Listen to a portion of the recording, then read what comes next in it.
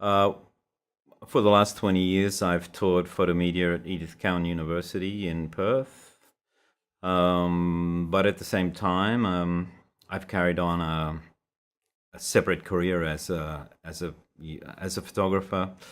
For 6 months of the year as an academic, you teach, and then for the other 6 months of the year, you pursue your research. And for me, my research is the scrutiny of the cultures that I pass through, that I spend time in. A lot of my work is located in the Middle East, in particular the Indian Ocean Rim and the Pacific Rim areas.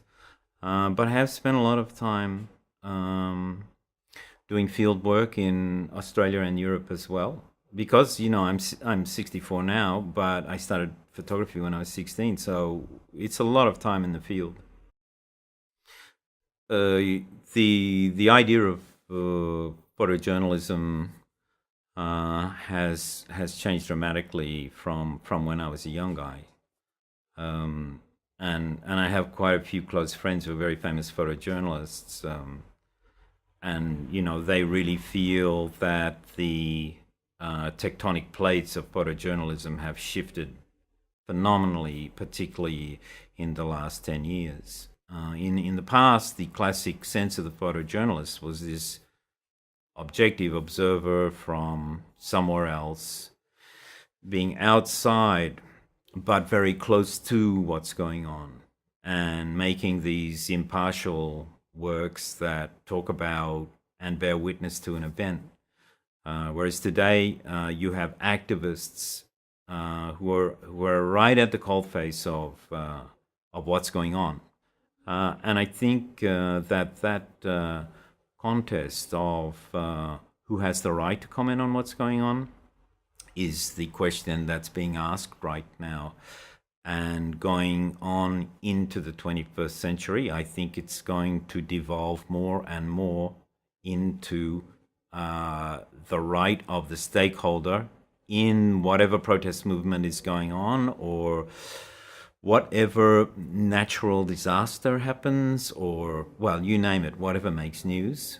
I think there's still a role for the classic, inverted commas, photojournalist.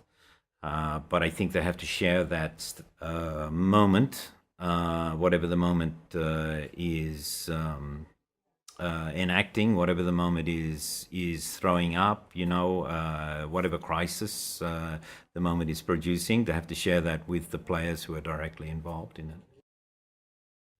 Being a master is, for me, it's about again, the scrutiny of something.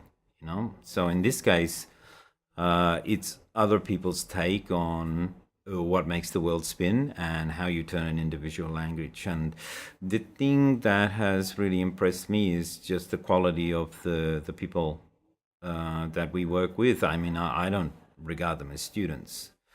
The photographers involved in the masterclass are very, very talented photographers, and I have a lot of respect for what they've done, and I think I see my role as being someone who can just help them fine-tune some elements of photomedia production,